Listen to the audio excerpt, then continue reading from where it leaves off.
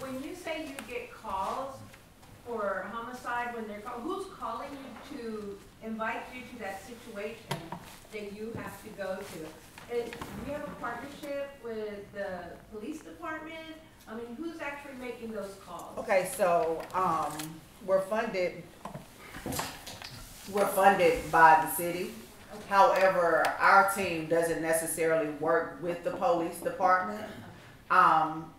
I'm the only one on my team that the police has access to. Okay. And so the homicide division, I've built a rapport with the homicide detectives, and so sometimes they'll call, but a lot of the times, because we are already in the community, our community calls us. Okay. And so our phone doesn't stop ringing. Like I said, myself and Juice, it was a homicide in the city this weekend, and the community reached out and called us to come in to figure out if we could come up with some type of mediation solution this weekend. One thing he said that really stuck out to me though, was great. He corrected himself, and he said, you know, the mistakes, and he kind of said the choices, or uses some other word, decisions or choices. And I just felt like that was, like, for me, that's when I started to change.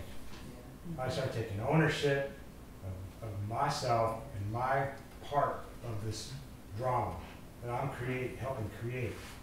And I just want to say how much I appreciated that, but I also wanted to, you know, get the feedback on, you know, what, has that been a thing for everybody here, or for folks in general? I don't necessarily mean if you had a situation with the law, but like in any situation, you know, when you start identifying, moving away from the victim card to the victor card, you know, start swapping that out. You know, was that something that you each experienced? Is that conversations that you're having in real time with folks that help them avoid escalations? Okay, so speaking on the ownership, yes, you have to take accountability, you know, and that's what I had to do, take accountability for my actions and want to change. Like, you got to identify the problem. I was the problem. So I really had to identify that, and after I took accountability, I could start to trying to change the things. And like Mr. Brown touched on a lot of that, and he made a lot of valid key points. And yeah, so I commend you, Mr. Brown, like, for everything you said and everything you do. Thank you. Likewise. And if it's okay, in regards to the brother that was speaking about the difference between the mistakes and the decisions, something that I try to encourage people in the 10P program is to distinguish between the two, because it's crucial to your personal development. You know, you can't, when you say mistake, you are denying yourself accountability. When you say mistake, you are disrespecting the person that you harmed. When you say mistake, you're preventing yourself an opportunity to grow. Because in the realm of growth, you can't make a better mistake, but if in the world of decisions, you can make a better decision. So if you say I made a bad decision, then you now have an opportunity to analyze that, the thinking that was behind it, the feelings that was behind it, get control of that, and then make a better decision. But when you say mistake, it's like you're validating your former behavior and saying it's okay, I should have just did this one part better.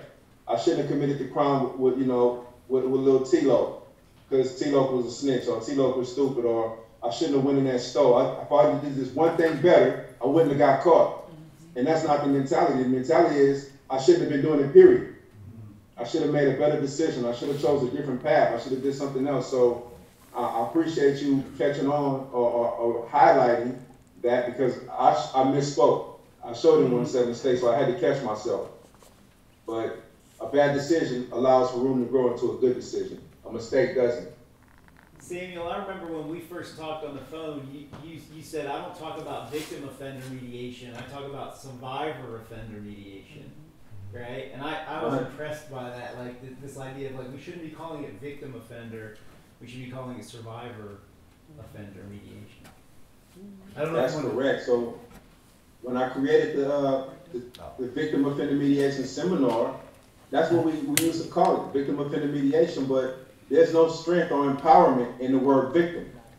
But a survivor, that speaks about, that's values. Like the sister was right there saying, so, like the sister that got shot, you know, in the head. She doesn't call herself a victim, she's a survivor. And as such, she gets to tap into her lived experience and share that strength with others. She gets to empathize with others. She gets to let her heart resonate to the point where she can relate to other people. But if you're coming from that victim to that place of being a victim, you prevent yourself from doing that. You don't walk in your power. You don't walk in your lived experience. You understand what I'm saying? So in the spirit of empowering people and encouraging them to heal, we had to change the name from victim offender mediation to survivor offender mediation, because you're a survivor and you're reclaiming your narrative. But as long as you consider yourself to be a victim, you cannot reclaim your narrative. I wear many hats in my community, one of which is working with families who are trying to build peace within their community, restore relationships with children in the community, build stronger bridges within these school systems and other systems that tend to disrupt the family dynamics. One thing I wanted to ask you all is, how do you incorporate those family bonds, or restoring those family bonds, so they can be strong advocates in supporting this work? Sometimes we see like a lot of the work happen right in the school, but there aren't families even engaged in it to help inform this practice outside of school. Sometimes we see conflict in the community that then transpires to conflict in the school. The school's able to address the conflict in the school to keep it down there, but then the kids go home and they're back into these cycles of violence again, and it's never really addressed at the root. So how do you guys look at this broader perspective of bringing those families and community members into the healing of the entirety of the community versus just addressing that one population? So for myself, being the program manager, part of my job is to find programming and folk to come in and have conversations with our family. As I said, I don't heal the person, just that one person. I have to do the whole entire family, because if not, then it goes right back out to being violent, right? And so we're also spearheaded up under One Step Further. So with One Step Further, there are different programming that we're able to access and make sure that our families get the level of treatment that they need. And we're also in the houses speaking with the families. As I said, we had a young man come in and his mother came in. So while the men were speaking with him, myself and my outreach supervisor who was up under me, she came in and we had a conversation with the mom. So we find out what the entire person needs, and we work that way. That's the only way it works. You can't do it one-on-one. It doesn't work. I'm gonna heal you, put a Band-Aid on you, and I'm gonna send you back out to society. And then that Band-Aid is gonna get snatched right back off, and then it starts all over itself. So instead of putting a Band-Aid on it, we try to fix the entire process. Yeah, I'll say briefly that we don't, in the work we've done, we have not to this point had any substantive family connections. It's been working with the school. It became apparent to us that, you know, restorative justice is about storytelling, and there's each individual story needs to have a way to come forward. And early on in our experience, we learned, you might recall Sun put these things up, you know, champion, hero. And so we would use this strategy where we'd say, okay, who's a hero to you? And to get students to talk, we might bring in, you know, a role model. So early on, we'd bring, you know, Serena Williams, you know, African-American woman, and other people like that. And to our surprise, we learned the students were not interested in those popular role models. They actually, their heroes was, they would say, my dad just got out of prison and he got a job and he comes home at night. They would talk about their mother. They'd talk about their brother. They didn't, I don't know if any of them selected these kind of far away heroes that my instinct told me to pick. And so one of the things we try to do is make sure that their story can be validated. And I think that's where a family connection can come in, and also tied to a sense of cultural relevance, in knowing what, you know, who they are matters and is valued in that circle process in schools. Thank you for your question. Your questions, and then if you want to chime in a question too. Yeah. So go ahead, Justin. Okay, so I'm a student here, and I also work with Triad Restorative Justice, who validated this in the center of their school that the principal didn't really want us being there, right? Mhm. It's the school that all long-term suspended students at Forsyth County Middle School and High School get sent to. And it is very much run like a prison. There are a lot of the students there have ankle monitors on and everything like that. But we're really doing, despite, I've never actually met the principal as much as I've been there. But despite I feel like we are doing actually like getting the kids to open up for once in a while. But the question I'm going to ask is, everything always comes back to centering around the inability of anybody to back down due to like disrespect, right? And so I just don't have an answer to that, because they'll ask me, well, you know, what would you do if somebody comes at you like this? And I'm like, well, you know, when I was your age, I would say something, or it would bother me that much, but I'm 40 now and I'm just exhausted. But I can't expect a 16-year-old to just be as exhausted as me, you know what I mean? So like, you know, I just want to know, because, you know, I'll be back in there Tuesday, you know. If you have any advice on, like, you know, dealing with young people and their concept, because their brain's not fully formed yet, so to the concept of, like, I don't know how to tell them, you know, how to deal with disrespect, you know what I mean? And because it matters so much to, you know, to them, you know? I think just trying to relate to them from a standpoint, like you said, their brain isn't fully developed, so their level of understanding will probably be different. So my approach, I just try to, when I'm dealing with teenagers, I try to come from a relatable standpoint, and that's how I try to reach them. And I go there, and that's how I try to come about and try to give my level of understanding. Because I understand, yeah, they're not going to understand that. And they're not going to understand taking that level of disrespect and just turning the other cheek. It's easier said than done. But my thing is just probably trying to find an approach and just leveling with them and getting them to understand where you're coming from. Because yeah, it's hard, especially dealing with teenagers. When I was a teenager, I didn't want to hear you trying to tell me I wasn't trying to hear that. But you know, if I had like mentors or people that really sat down and really took the time out with me, they probably would have got through. Looking at it back in hindsight now. But yeah, when I was 16, I wasn't trying to hear that. But yeah, it just takes a specific approach, I think. Don't talk at them, talk to them. Yeah. Yeah. I'm going to jump in. I want to take one more question. I also almost wanted to ask Arthur to respond to that, because Arthur's at my son's school, and he knows every kid that walks in that school. I'm always amazed like how so he makes that personal connection. Do you want to? Yeah, I was just trying to chime in for a second. We know through my background in school is human development, family studies. So in dealing with young people, the biggest issue I've seen on every spectrum, whether it be the violent ones or the ones that have difficulties with behavior, self-esteem.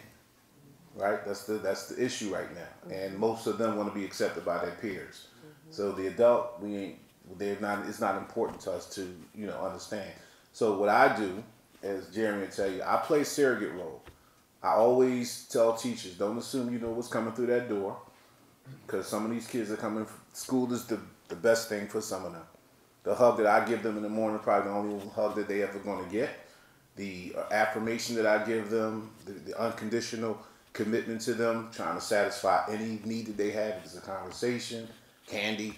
Now it's Pokemon for the younger kids. That's the candy. So they love Pokemon cards. Just something I can do to relate to them. And now is an unconditional commitment to one another. So now I get all of the issues that they have. They come to me in confidence that I can help them because they can trust me. So now that's an unconditional commitment that we have. And like he say, I acknowledge everything from their haircut, maybe a new shoestring. Oh, I see you got a charm. Oh, I see you painted your fingernails today. And I know everybody's birthday. See, this is over 300 kids, so I'm probably at 295 knowing their names. So if Mr. Durham acknowledges you, and you know, we have what you call a ambassador program in the school, where we take every kid from every class and we select them to be like a heartbeat of the school. So we allow them to do what you would consider the tours of the school. I allow them to help me set up the cones in the afternoon or something like, just something minute, but something just to acknowledge that I see that they're trying better. Even the one that's maybe give us the most difficult time. And then they see that, well, it's just not me against the world. They're a part of the family, right? So that's just one of the strategies I use. First of all, thank you for all the work that you do. I mean, I think that's amazing, all the programs that I've heard. But what are some of the resources or connections that we can offer you as a community at large to help support, grow, and expand what you're doing?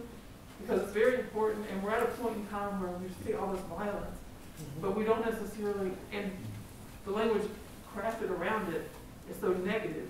We need to do something to change that. And I have a 13-year-old daughter. I'd like for her to live to be 100.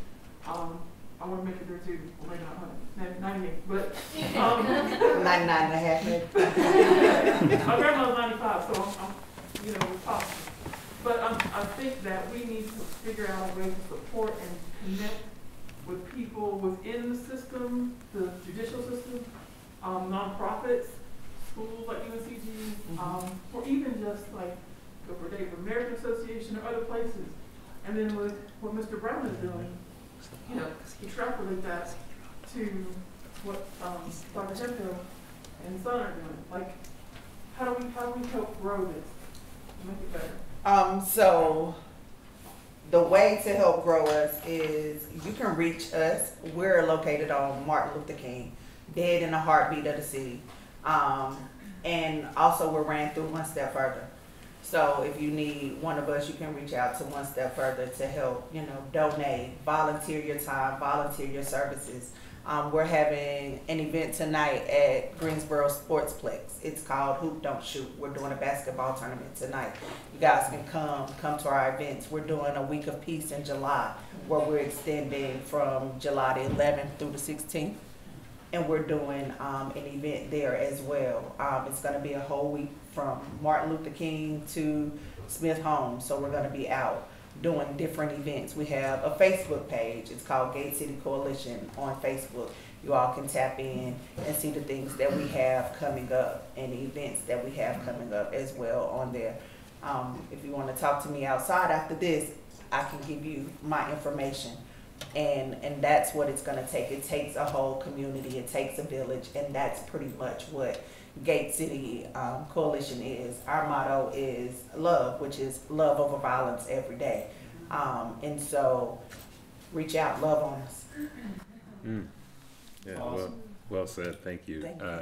I'll add this to think about maybe like a bottom-up approach and a top-down approach. So we see the grassroots part well represented here today. So thinking about how we can support those groups and make their work more visible.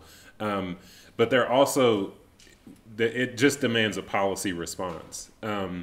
These programs that you've seen are probably so under-resourced that, they're doing hero work to achieve what they're achieving, and then people are asking them questions like, "Well, did you stop a murder? Can you prove to me that you stopped a murder?" Like, there has to be a policy response. And so, when I think about it this way with the school issue, the policies that are being executed that are leading to racially disparate outcomes are overseen by an elected Board of Education. In other words, that policy is implemented in my name and in your name, right? So we have some agency here too, and that's where restorative language can help here in assigning that responsibility. By way of my position in the middle class and many of your position in the middle class, I live in a district where my school board member is the most likely to be opposed to the revisions to the policies. It's not coming from these underserved areas that my colleagues here are working in. So have we made a phone call? Have we showed up to a board meeting? Have we organized as restorative justice advocates? Because one thing I learned in the pandemic is that a local group of organized, passionate people who want to change a school policy can have an impact on the discourse in changing a school policy. So are there examples of people showing up to advocate for those kids that we sit in circle with at a more structural, systemic level to say that, this is not okay, and we have to resource these programs that have proven to be effective so that they can be ramped up. So thank you.